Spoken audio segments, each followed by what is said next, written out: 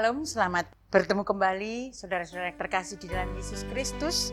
Salam sejahtera bagi kita semua dimanapun kita berada. Damai sukacita beserta kita semuanya.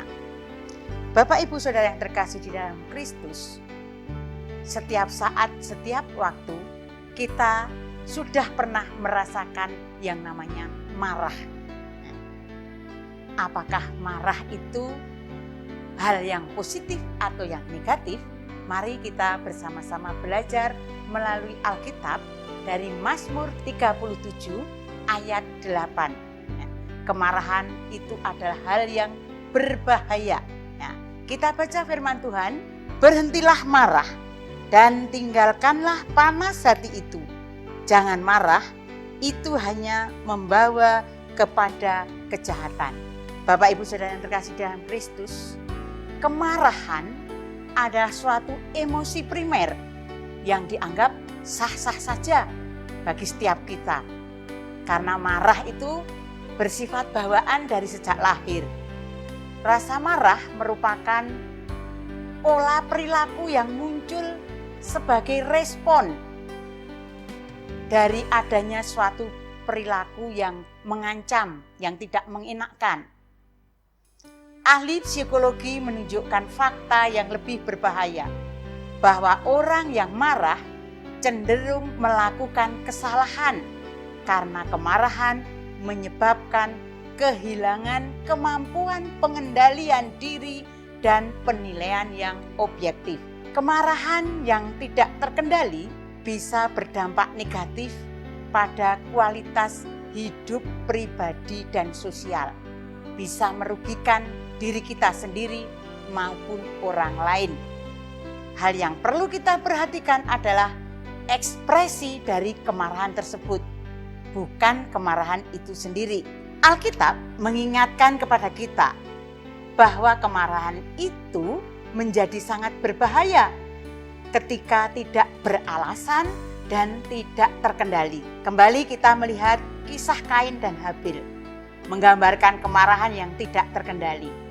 Ia tidak dapat mengendalikan kemarahannya sehingga sampai membunuh saudara kandungnya sendiri. Demikian juga di dalam Yunus juga marah kepada Tuhan karena Tuhan tidak jadi menghukum kota Niniwe. Yunus kesal, marah. Tapi Tuhan bagaimana jawabannya?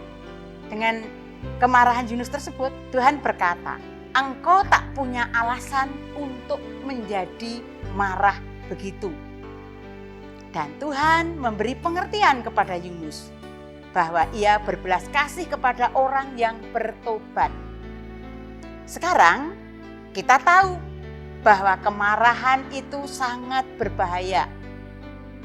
Saat kita tidak bisa mengendalikan diri kita untuk mengatasinya, agar kita mampu mengendalikan diri, kita perlu memahami apa yang dimaksud dengan pengendalian marah.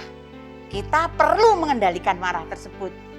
Di antaranya, 1, berpikir sebelum berbicara.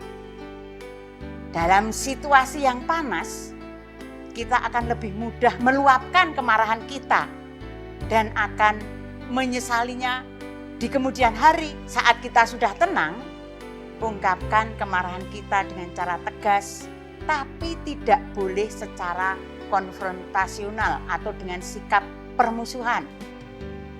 Selain itu, pengampunan adalah sikap yang sangat mulia. Ketika kita membiarkan amarah dan perasaan negatif mengalahkan perasaan positif yang ada pada diri kita akan selalu mengalami kepahitan atau rasa ketidakadilan dari diri kita sendiri. Tetapi jika kita bisa memaafkan seseorang atau orang lain yang membuat kita marah, kita akan belajar dari situasinya dan memperkuat hubungan kita dengan orang tersebut menjadi lebih baik. Bapak Ibu Saudara, apakah kita pernah marah dan tidak terkendali?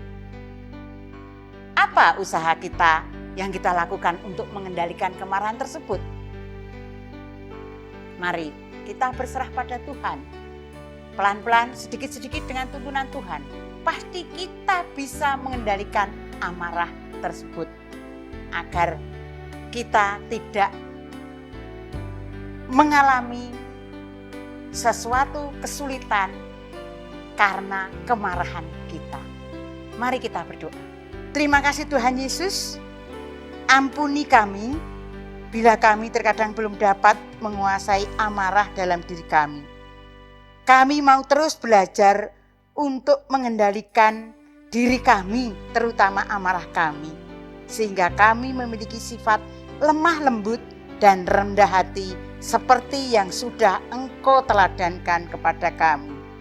Di dalam nama Tuhan Yesus Kristus, kami sudah berdoa dan mengucap syukur. Amin. Pikirkan dampak negatif dari kemarahan dan jangan mengembangkan amarah dengan terus-menerus memikirkan hal-hal yang memicu kemarahan. Seperti firman Tuhan yang tertulis di dalam Efesus 4 ayat 26, di situ disebutkan apabila kita menjadi marah, jangan sampai berbuat dosa dan jangan sampai matahari terbenam sebelum amarah kita reda. Tentunya Bapak Ibu Saudara sudah memahami itu semua. Shalom, sampai jumpa lagi.